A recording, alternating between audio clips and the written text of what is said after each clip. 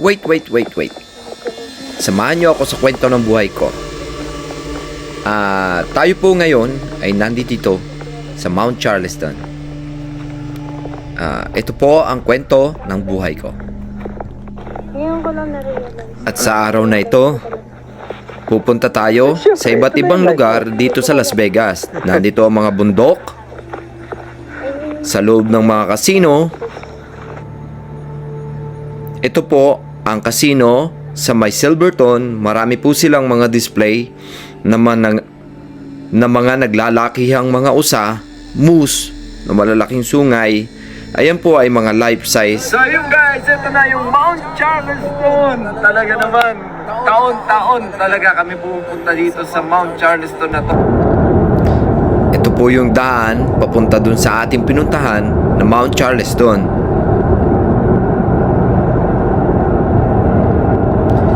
Di talaga tayo marunong mag voice over.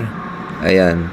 Ito po yung sa loob pa rin po ito ng Silverton. Ayan, makikita po natin dito na sa dami ng naka-display na yacht. Dito po pwede po kayong pumasok, enjoyin nyo po yung pamamasyal ninyo. Pwede po kayong upo-upo, tingnan kung may magugustuhan kayong mga yacht. Ayan, ito naman pong isang ito po yung sa may downtown sa Fremont. At ito po lalaking ito ay naghahanda na para sa kanyang show.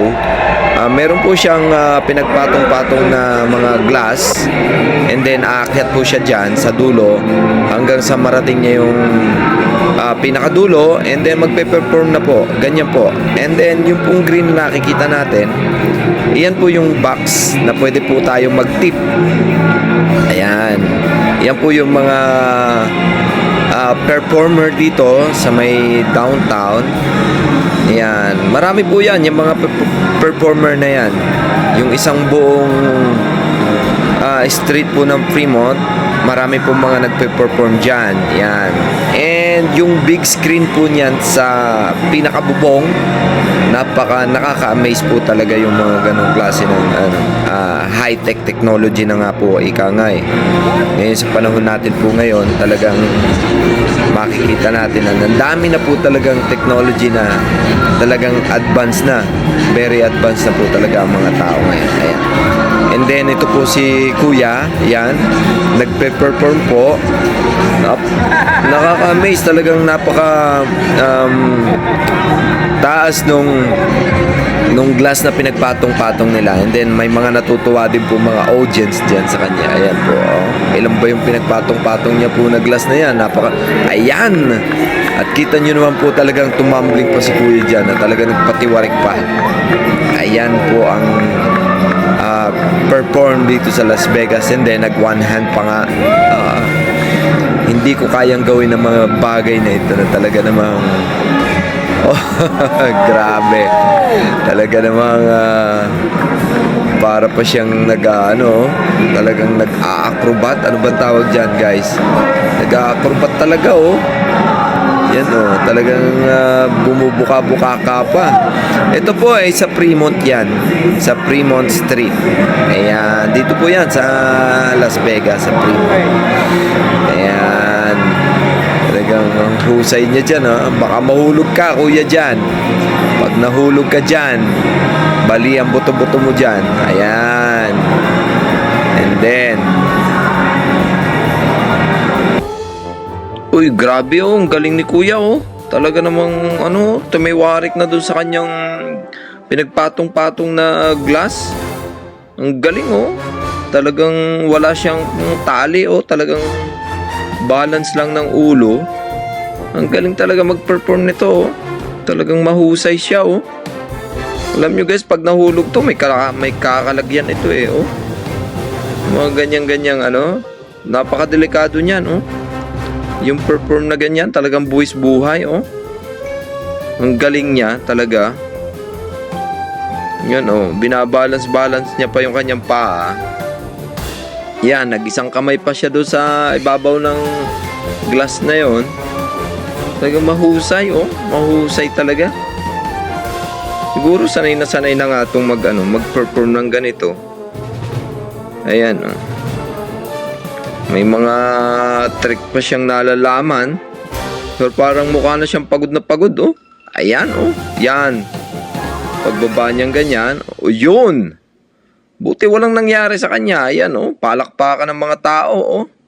Ayan, oh. Ayan, and then,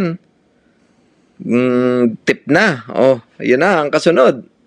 Tip na, oh, pera na. Ika nga, ayan. Si kuya, naghulog na ng tip. Oh. Yan ang mga simpleng pagkita ng ano, oh, ng dollar. Ayan, no? Daming tao dito sa downtown.